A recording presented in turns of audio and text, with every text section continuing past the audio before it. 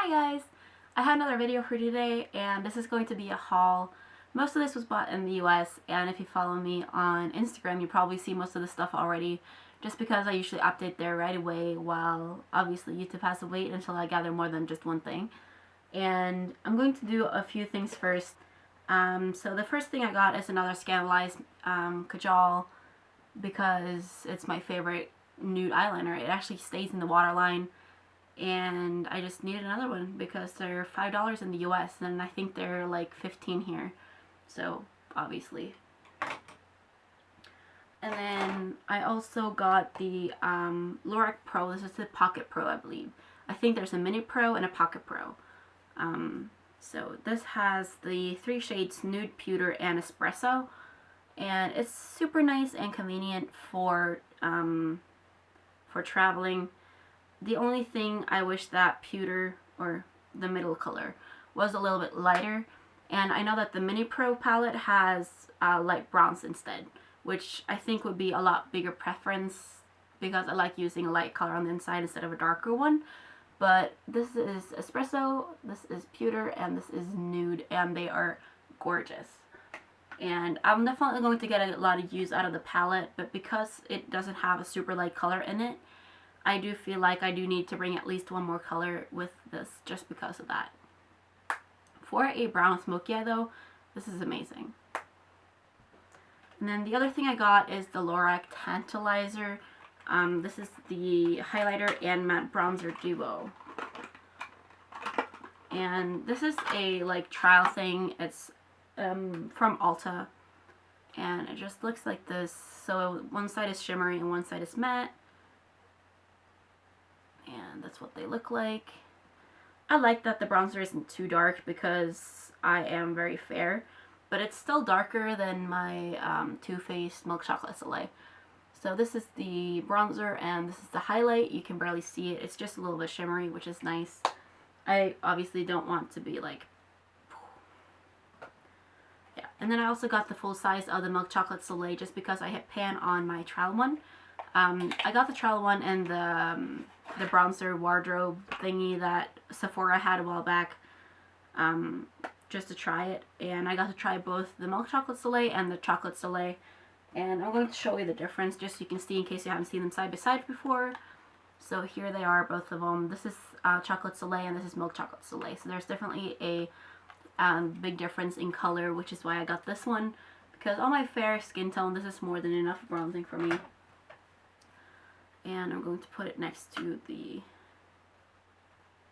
yeah. Okay, so that one is Milk Chocolate Soleil and that one is the Lorac one. And because I was on a bronzer kick, I also picked up the NYC Smooth Skin Bronzing Face Powder in Sunny, which is a cult favorite here on YouTube, and I hadn't tried it because you can't get NYC here in Norway either. So this is what it looks like. It's barely been touched, but I'm going to swatch it for you. Okay, so this is the Sunny, Lorac, and Milk Chocolate Soleil. So they're pretty similar, and I'm hoping I can get a good use out of this.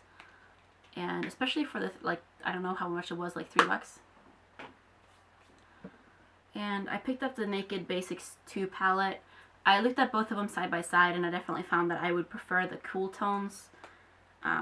Because I had my skin complexion checked and apparently I'm a neutral skin girl, so I can pretty much choose whatever I want, but this is the cool tone ones, and I haven't started using this yet because I wanted to wait until I was actually back in Norway and got to film a haul and stuff like that. And then I picked up the Wet n Wild Pearlescent Pink blush. This is said to be kind of a dupe for Orgasm. And I just wanted to see how it goes because I've been looking at Orgasm, but I prefer like orangey blushes, and I think that is kind of a bit too shimmery and too pink for my preference. So I wanted to pick up this instead and just see how I like it. Obviously I can always mix it in with another shade if I don't feel like I like it too much, but instead of wasting like $40 on a blush I don't like, I wasted like $3. So I can definitely live with it if I don't like this. And today I actually picked up the Garnier Micellar Cleansing Water. This is supposed to be like the Bioderma, which I haven't tried, but I'm still excited to see how this works. And it's 400 milliliters, so it's definitely a big bottle. It's like the size of my head. I did try it on my hand with some swatches, and so far so good. So I'm hoping this will be a new and cheaper replacement for my makeup remover. The rest of my stuff is pretty much foundations apart from this one. This is the e.l.f. Mineral Infused Mascara. I still haven't tried it, but I mean, I like the look of the brush. It is plastic bristles though, and not natural bristles like my Milani mascara that I like so much. But I'm still excited to see it because a friend of mine was raving about it, so I just needed to see how it was. Other than that, I picked up 3 foundations, and these you might have seen on my channel not on my channel, my Instagram, if you follow me there. So this is the Maybelline Dream Wonder Fluid Touch Foundation. This is in Porcelain Ivory, which is the lightest shade that they had. And it just comes with like a dropper kind of thing. I'm going to put a little bit here just so you can see what the shade is like. So I haven't tried this yet, and I hope the shade is okay. It's the one right there. It is fairly light, but you can see my face is also kind of light, so hopefully it matches. And then I also picked up the L'Oreal Magic Nude Liquid Powder. This is like the L'Oreal version of the Maybelline one.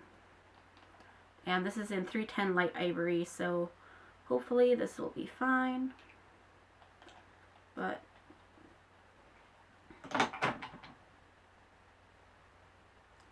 okay, so here's the color and there's the Maybelline. So they are fairly similar. I think the L'Oreal one is slightly more yellow, while the Maybelline one is slightly more pink. But hopefully they'll be fine. Hopefully they don't oxidize on me, which is usually the problem I have with foundations that are light enough. And then I also have the L'Oreal True Match Foundation. You can get this here in Norway too, but it isn't like a big, huge thing. But it does have a pump here in Europe, which it does not have in America. But the bottle is really nice and lightweight for traveling, apart that is from glass. So, and I got mine in N1, which is the lightest shade that they have in the neutral range. And it's the one right on the bottom. So this is the L'Oreal, and Maybelline. And then the last thing I picked up is the e.l.f. BB Cream. Broad Spectrum SPF 20. And let me see. This is like a squeeze tube with a pump. And I do think that e.l.f. is doing great with all their pump things. Just because they're such a cheap company and still they have a pump when a lot of high-end foundations don't do it. So I don't really get the problem, but I guess that's just me. So this is in the shade Fair, and it's this little dollop right here. And it is significantly darker, but you can't really see on camera. And yeah, so that's a lot of the new stuff that I've gotten recently. That was it for my video right now, and I'll see you guys later. Bye!